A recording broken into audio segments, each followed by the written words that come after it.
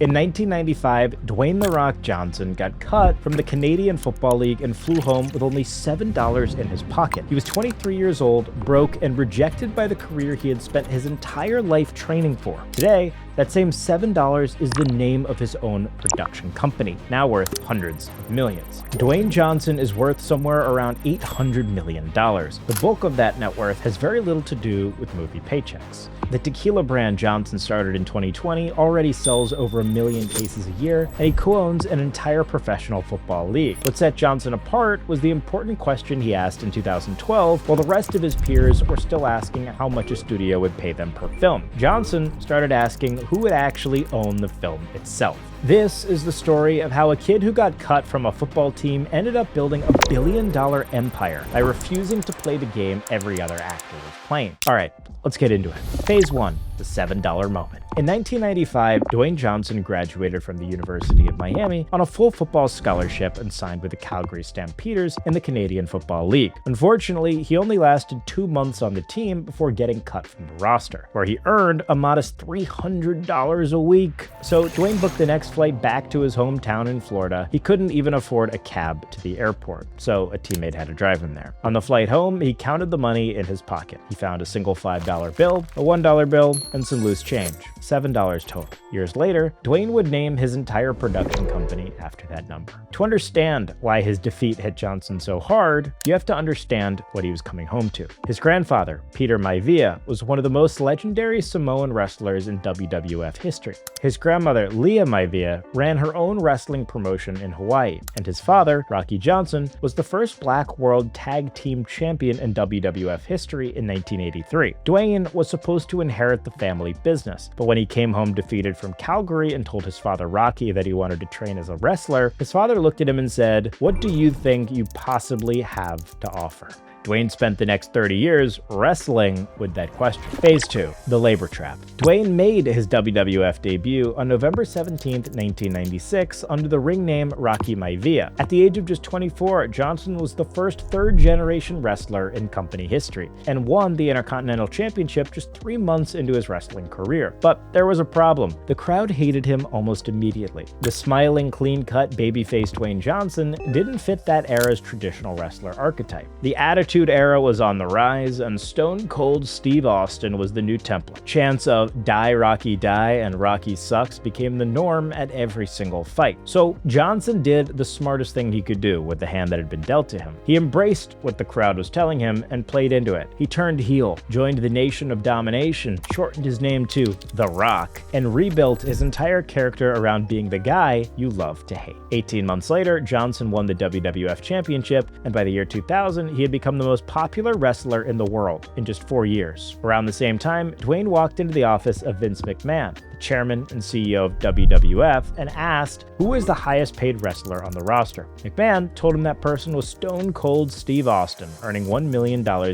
year from the league. Dwayne then asked for $2 million on the spot. Instead of immediately giving him an answer, McMahon sat Johnson down and walked him through the entire actual financials of the league. The cost structure, the overhead, how and where revenue is generated, how merchandise royalties work, the complete picture. Upon learning how the league was set up, Dwayne Johnson said he would accept $1 million, the same as Austin. On his way out the door, McMahon told Dwayne to sit back down. McMahon then explained that now that he understood the economics of the league, The Rock was going to make $15 million that year instead. That single conversation changed everything for Johnson, because it was when he first learned how to read a business from the inside. By the time Johnson had transitioned to Hollywood in 2001, he wasn't just another wrestler that could act. He had spent years watching exactly how a media company, because that's what it was, turned a performer's likeness into stable, high margin, and recurring revenue. Every t-shirt sold, every action figure produced, every appearance fee. The Rock had seen the math and understood how quickly it could all compound. Real quick, if you've made it this far, make sure to hit subscribe. This channel breaks down how the smartest people in the world stopped trading hours for dollars and started owning the assets behind the work. All right,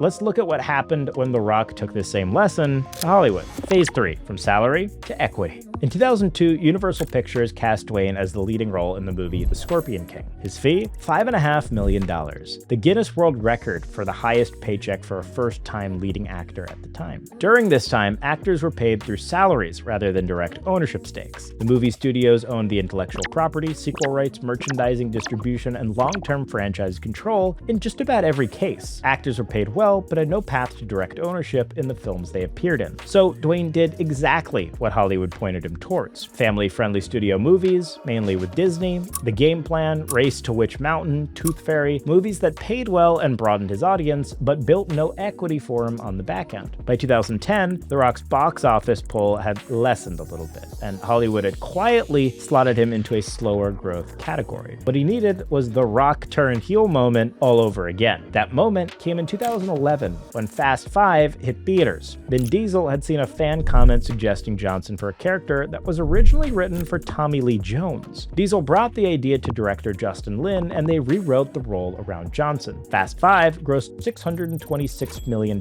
worldwide and saved the Fast and Furious franchise after a decade of steady decline. Fast 5 also instantly reset Johnson's market position in Hollywood. After the success of Fast 5, The Rock had real leverage. He could finally do what he had been watching Vince McMahon do in WWF for the last decade: own the structure itself instead of just performing outside of it. In 2012, Johnson founded $7 Productions with his ex-wife and longtime business partner, Dany Garcia. Garcia is the part of the story that almost nobody talks about. She previously had been a Merrill Lynch wealth manager before she became Dwayne's manager in 2008 and later became his business partner in 2012. Dwayne is the front of the empire, Dany is the structure behind it. After $7 Productions was founded, Dwayne was no longer just the actor in his movies, he was the producer, the packaging partner, and the back-end participant. So when Jumanji hit theaters in 2017, instead of just taking a flat acting fee, Dwayne negotiated a direct share of the film's profits. Jumanji went on to gross $962 million worldwide. The Rock's personal cut from the film was reportedly larger than any other acting paycheck he had made previously. By 2023, $7 Productions had a cumulative box office track record of $4.6 billion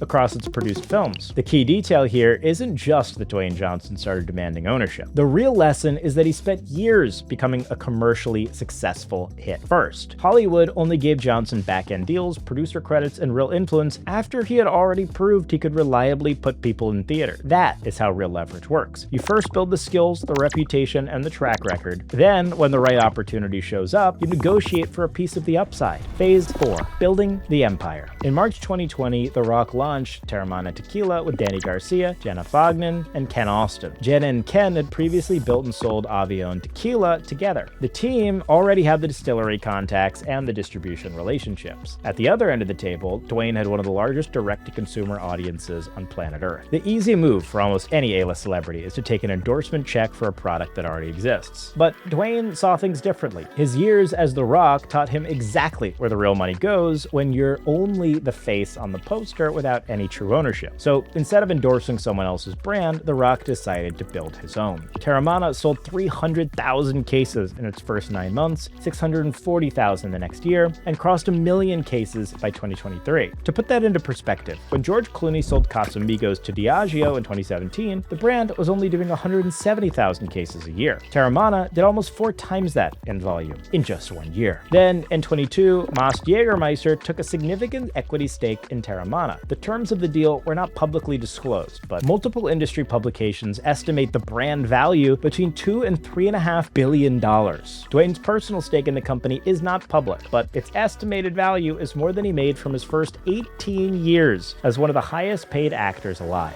Phase 5. The hidden infrastructure. 5 months after Teremana launch, Johnson and Dany Garcia teamed up with Jerry Cardinal's RedBird Capital and bought the XFL out of bankruptcy for $15 million. Vince McMahon had relaunched the league just a year prior and had spent over $200 million trying to make it work before COVID shut the season down. Johnson and his partners showed up with a buy it now offer and were the only qualified bid. In 2023, the XFL merged with Fox's Corporation's USFL to form the United Football League. The financial results so far have been uneven, and the league is isn't profitable yet, but the asset itself was acquired for less than the cost of one Dwayne Johnson movie cameo. Then in 2024, The Rock made the most important deal of his career. Dwayne Johnson joined the board of directors of TKO Group Holdings, the public company that was formed in 2023 by the merger of WWE and UFC. As part of the deal, Johnson received a $30 million restricted stock grant, was earning roughly $900,000 a year in WWE merchandise royalties, and a six-figure annual director's fee, just for sitting on the board. But the second part of the deal is what mattered more. WWE formally assigned the full trademark portfolio for The Rock back to a company called DJIP LLC, which Dwayne fully owns. That single transaction completes the circle. The same kid who once signed his ring name over to a wrestling promotion league to get a shot at the business was now, 28 years later, getting his entire trademark portfolio given back to him. On top of all this, add Project Rock, his apparel and footwear line with Under Armour, Zoa Energy, the health-focused energy drink Dwayne co-founded in 2021. None of these are endorsements. They are direct ownership positions. And the engine behind all of it is the reach with his massive audience. The wrestling fans buy the tequila, the movie audience buys the Project Rock apparel, the Instagram followers buy the energy drink. The 400 million person reach Dwayne built across over 3 decades isn't just a fan base anymore. It's a direct distribution channel pointed at the things that he owns. Phase 6, the real system behind the empire. Strip away the fame, the muscles, the movies, and the wrestling entrances. The pattern underneath Dwayne Johnson's career is actually pretty simple. Rule 1, trade labor for equity, not cash. Anywhere your work is moving money for someone else, ask what it would look like to own a piece of the thing you're now helping build. Rule 2, build the product, don't endorse one. Endorsement deals are the floor, ownership is the ceiling. The Rock didn't put his face on Casamigos, he built Teremana. That difference is somewhere around $1 billion. Rule 3, use every platform as a distribution channel for things that you own. The movie premieres, the Instagram posts, the wrestling appearances, the press tours, none of them are the business itself. They're the marketing budget for the business. And you don't need 400 million followers for this to work. A small business owner has a customer list. A content creator has an audience. Every one of those is a distribution channel waiting to be pointed at something that you own. Dwayne Johnson didn't invent this system. He just used it to its maximum potential and built a near billion-dollar empire while doing so, likely to be many billions in the future. Now, if you want more deep dives on how actor-led empires are actually wired, hit subscribe. And when you're done here, go check out our LeBron James breakdown next, where we cover how he turned $580 million in NBA salary into a $1 billion portfolio using a similar playbook. I'm Buster. I'll see you next time. Peace.